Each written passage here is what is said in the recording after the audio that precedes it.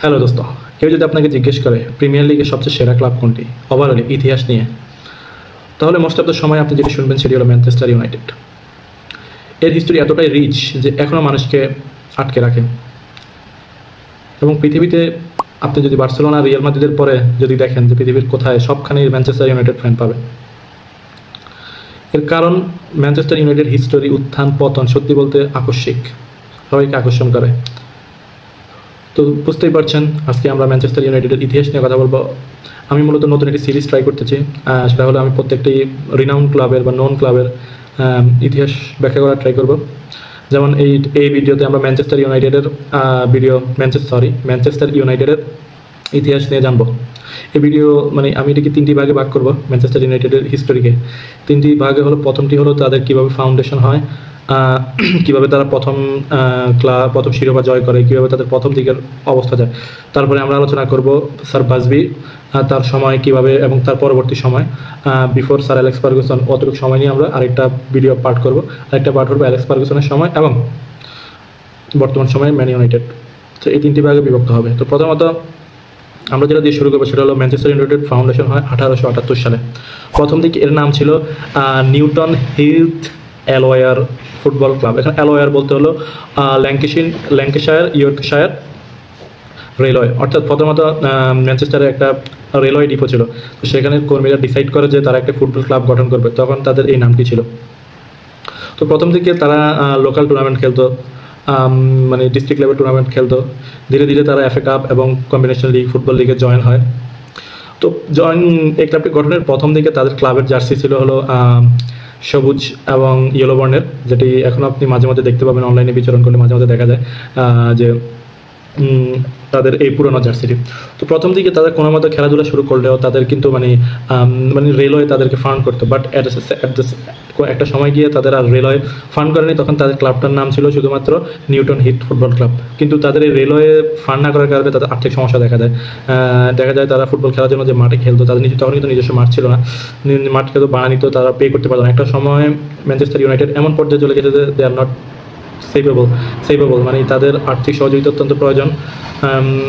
এমন সময় একটি ইন্টারেস্টিং ঘটনা ঘটে। তো ক্লাবটি পরিচালনা করার জন্য তাদের তখনকার ক্যাপ্টেন ছিল সেন্ট বার্নার্ড। তিনি ফান্ড রেজ করার জন্য ম্যানচেস্টার ইউনাইটেড একটি বাজারে অবস্থান করেন তার কুকুর সহ। তার কুকুরের নাম ছিল মেজর। তো এটি কি হয়, একজন ওই সময় যারা মদ বিক্রি করতো, কিন্তু তার লন্ডনে তারা খুবই ধনী ছিল।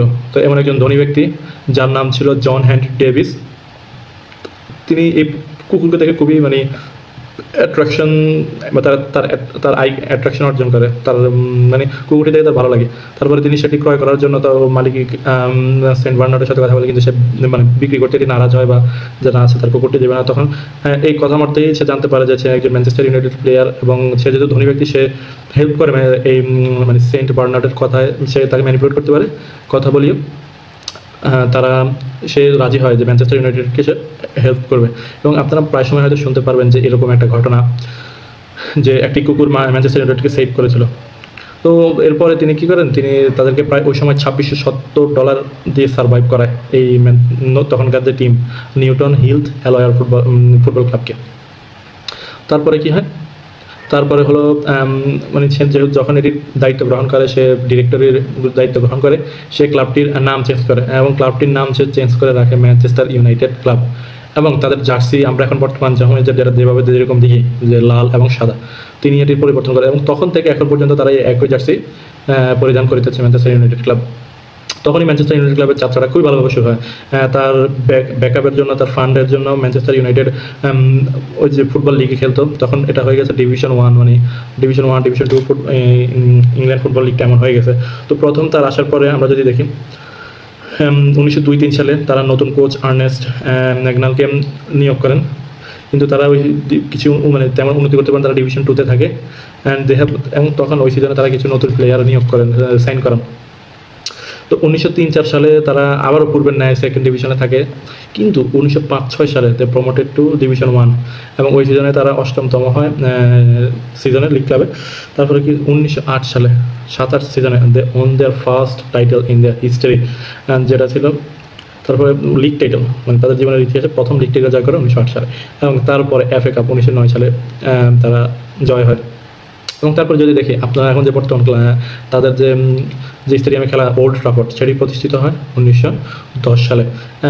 এবং তারা আশ্চর্য বিষয় হলো তারা প্রথম যে ম্যাচটি খেলে ওল্ড ট্রাফোর্ডে, সেটি হলো সেই ক্লাবটি হলো লিভারপুল, তাদের আর্চ রাইভাল। এবং ওই ম্যাচটি যদিও ম্যানচেস্টার ইউনাইটেড 4-3 হেরে যায়, অর্থাৎ 4 গোল করে লিভারপুল, 3 গোল করে ম্যানচেস্টার ইউনাইটেড, তারা হেরে যায়। আবার 1910-11 সালে আবার তারা সেকেন্ড লিগ টাইটেল জয় হয়, মানে ওই 1910-11 সালে। কিন্তু এরপরে প্রায় 31 বছর Manchester United, it takes 31 years to win another league title. অর্থাৎ ওই সময় আপনারা জানেন 1911 সালে শুরু হয়, কি বলে, দ্বিতীয় বিশ্বযুদ্ধ শুরু হয়। তো দ্বিতীয় বিশ্বযুদ্ধ শুরু হওয়ার কারণে ওই সময় সবাই আর্থিকভাবে আর্থিক সচ্ছলতা ছিল না তাদের মধ্যে, এবং তাদের যে টিম ডিরেক্টর আমরা যার কথা বলেছি তিনিও মারা যান, যার ফলে তারা আর্থিক একটা সমস্যায় পড়ে। তো ইট টুকস 31 years টু উইন দ্য, এর মধ্যে তারা কয়েকবার সেকেন্ড ডিভিশনে রেলিগেটেড হয়, আবার প্রমোশন হয়েছে। যেমন তারা 1922 সালে সেকেন্ড ডিভিশনে রেলিগেট হয়ে গেছিলো, আবার 1925 সালে ফার্স্ট ডিভিশনে প্রমোট হয়, আবার 1931 সালে একই রেলিগেশন হয়। এভাবে চলতে থাকে আর কি তাদের বাজে সময়। কিন্তু ওয়ার্ল্ড ওয়ার টু শুরু হয় 1941 11 মার্চ, এবং এই সময় 1941 11 মার্চে নাজি অর্থাৎ জার্মানি ওল্ড ট্রাফোর্ডের উপর একটা বোমা ফেলায়, এবং তখন তারা যারা ম্যাচগুলো খেলতো ম্যানচেস্টার সিটি, তাদের যে সিটি রাইভাল, তাদের সাথে একই সেম মাঠ শেয়ার করতো। অর্থাৎ বিপদের সময় ম্যানচেস্টার সিটি ম্যানচেস্টার ইউনাইটেডকে হেল্প করেছে। তো এটাই চলতে থাকে। তারপরে 1946 সালের পরে থেকে, অর্থাৎ দ্বিতীয় বিশ্বযুদ্ধের পর থেকে এটা আমাদের নতুন ভিডিওতে থাকবে। I hope you guys will like that. I know it's my starting. I am not good at telling stories. I am trying. I fail, but I will keep up my head. I hope you guys will support me. You guys will see this video. I hope you guys will like it and support me by subscribing this channel. Thank you.